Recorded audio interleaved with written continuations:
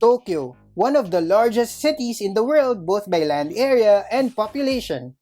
Something that becomes evident pretty overwhelmingly when you see it from above. From the observation deck of the Tokyo Skytree, the city appears to be sprawling, stretching its concrete arms to the horizon in all directions.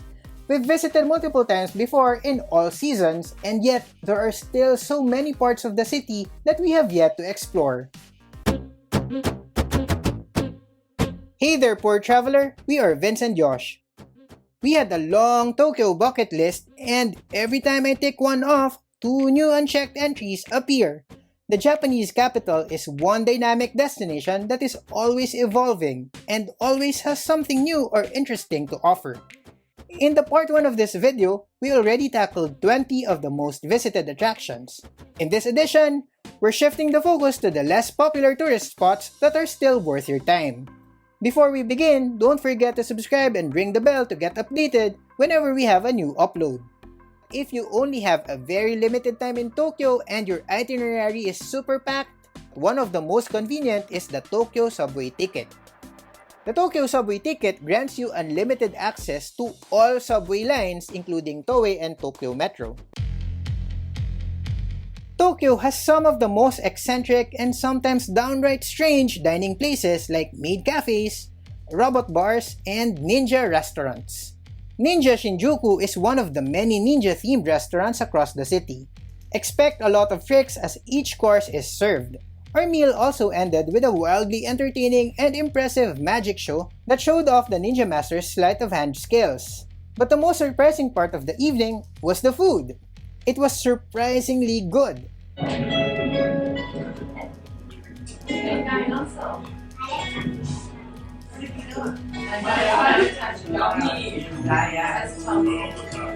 You see, most entertainment restaurants deliver the goods as far as entertainment is concerned, but falls short when it comes to the food. But each serving throughout our 6-course meal here was delicious, from the amuse-bouche down to the dessert.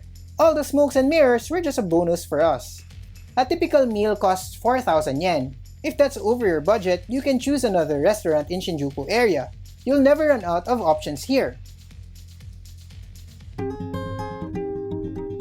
The Tokyo Metropolitan Government Building, or the Tokyo City Hall, or Tokyo Tocho, has a free observation deck that provides one of the best vistas of the city.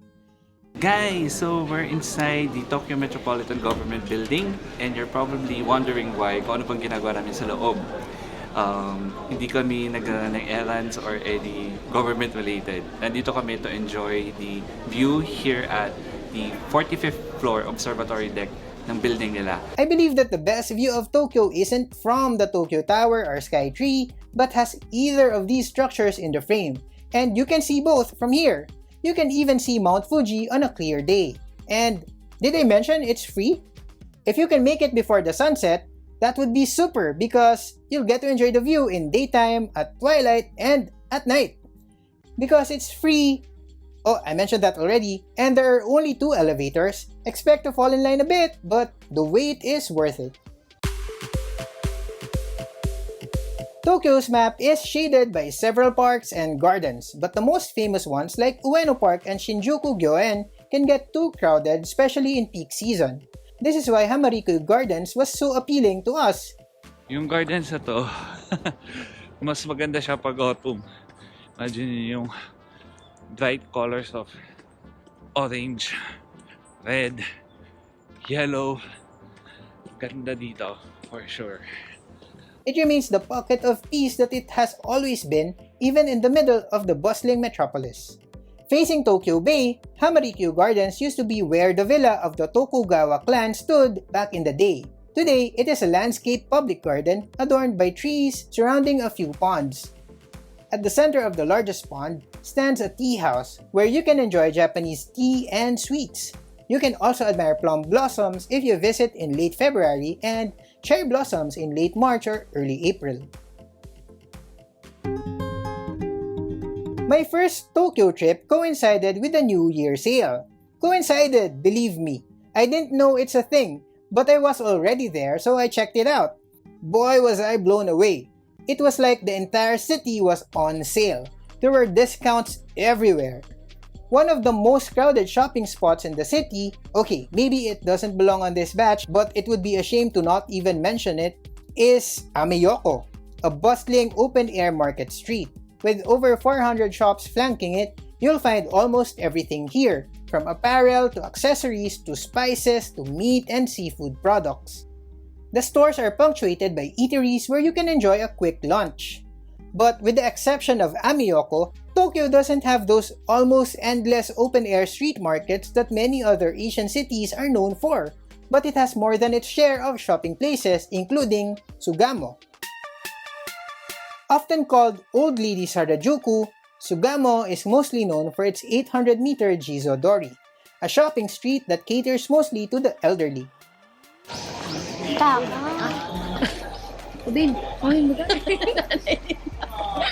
It's popular for pounded rice cakes with sweet bean paste called Shio Daifuku, and, believe it or not, the red underwear that is believed to bring good luck. I know, should have gotten one for myself. When I was here though, I ended up buying half-dozen bottles of flavored honey and a talking cat toy for my nephew. Another off-the-beaten-path shopping street, Joyful Minoa, is far from crowded. Most of the people you'll see here are locals going about their day-to-day lives.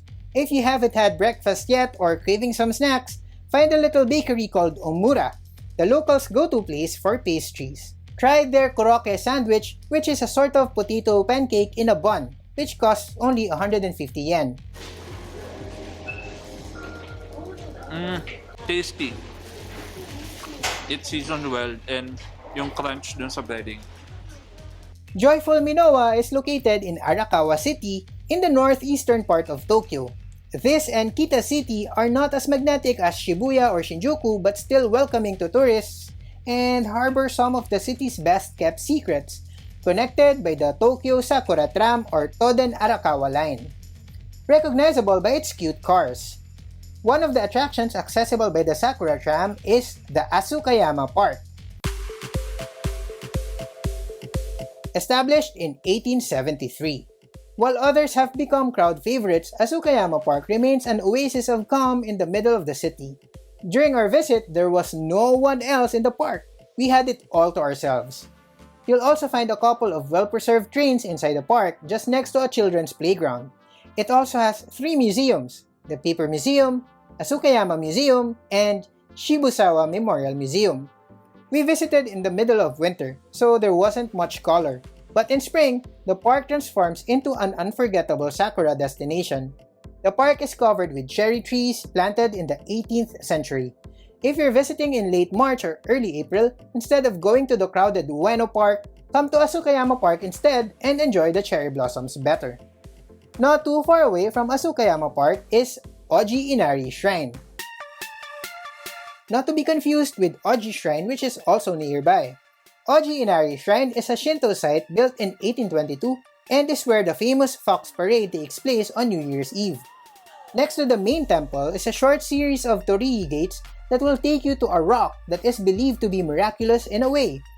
Legend has it that if you're able to lift the rock from its place as you're thinking about what you want to attain, that wish will come true. Otherwise, according to legend, that dream, well, it isn't for you. Vince and I were able to carry the rock though, so yay! A trip to Japan isn't complete without a ramen experience. If you're the type whose Japan dreams involve this immaculate noodle soup, you're in for a treat. The traditional Tokyo ramen is simple but surprising. Its clear, light-bodied broth has a chicken or pork base mixed with traditional dashi and shoyu. Drowning in it are wavy noodles topped with chashu. One of the best bowls we had in Tokyo is served by Ramen Nijubu no Ichi, featured on the Michelin Guide a few times. Although they specialize in their shio ramen, their shoyu version has less subtle flavors that feel smooth and light. Each serving is plated cleanly and meticulously, with a whole ajitama resting on the spoon and a slice of pink chashu. It's definitely one of the best bowls I've had in Tokyo. As Japan's capital, Tokyo's restaurant scene is wild, vibrant, and incredibly diverse. Whatever type of ramen you crave, you'll probably find a bar offering that somewhere in the city. What makes ramen successfully take Japan and the world by storm is its openness to interpretation. Anyone can make a few changes here and there and call it their own. Case in point, shokemen, a type of ramen which has its noodles and broth served in separate bowls. It originated in Tokyo in 1961. Some chefs introduce a new ingredient to the formula. One of our most unforgettable bowls is Afuri's Yuzu Ramen, which incorporates a touch of citrus to the tried and tested shio and shoyu concoctions. Similar to lemon, yuzu is widely used in Japanese cuisine but not so much on ramen. But Afuri's Yuzu Ramen perfectly adds a bright burst of citrusy tang that perfectly complements the savory combination of the broth, chashu, ajitama, and mizuna leaves. Chuta Ramen, another Michelin-starred ramen joint which can be found in Sugamo, adds a twist of truffle. It's a luxurious and refreshing take on the ramen. I'm pretty sure you're familiar with tempura because it's also popular outside Japan. But when in Tokyo and craving tempura, the place to be is Daikokuya, a highly regarded restaurant that has been serving tempura since 1887. Yep, it's over 130 years old. Their signature dish is tendon, basically a bowl of rice crowned with battered prawns that are deep fried. It's often served with other types of seafood and vegetable tempura. One thing I instantly noticed was how different it looked. The tempura that I'm used to has batter that is light in weight and color. Daikokuya's is a bit darker, close to golden brown, but absolutely more packed with flavor.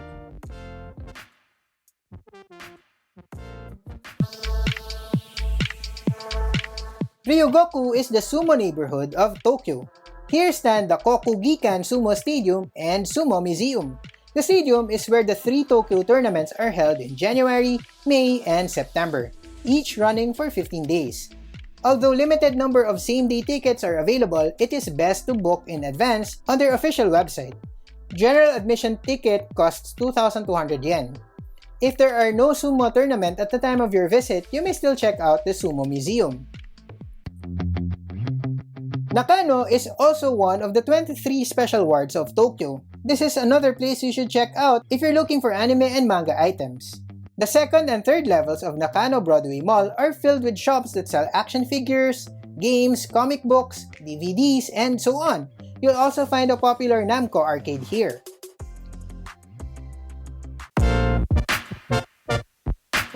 If you're traveling with kids or kids at heart, go out of your way and drop by Doraemon Museum, officially and more formally called the Fujiko F. Fujo Museum after the manga artist who created the beloved character.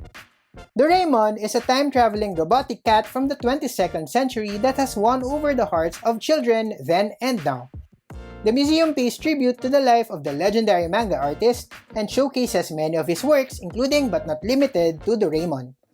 This is actually located not in Tokyo proper, but in Kawasaki City, but it is so easily accessible you can visit this on a day trip. Speaking of day trips, Tokyo is surrounded by many other fascinating and worthwhile destinations, from the giant bronze Buddha of Kamakura to the ramen museum and amusement parks of Yokohama to the scenic spots of Lake Kawaguchi to the picture-perfect views of Mount Fuji. But that's for another video, so don't forget to hit the subscribe button and the bell icon next to it so you're notified when we have new uploads. If you need more information about traveling around Japan, you'll find comprehensive travel guides with sample itineraries on our website, www.thepoortraveler.net, or check out the links in the description. If you have questions, make good use of the comment section below. You can also follow us on Instagram, TikTok, Facebook, Twitter, and YouTube. Just look for @ThePoorTraveler, single L. You may also tune in to the Poor Traveler podcast on Spotify. That's all for now. Remember, plan smart, travel safe, and make every trip worth it.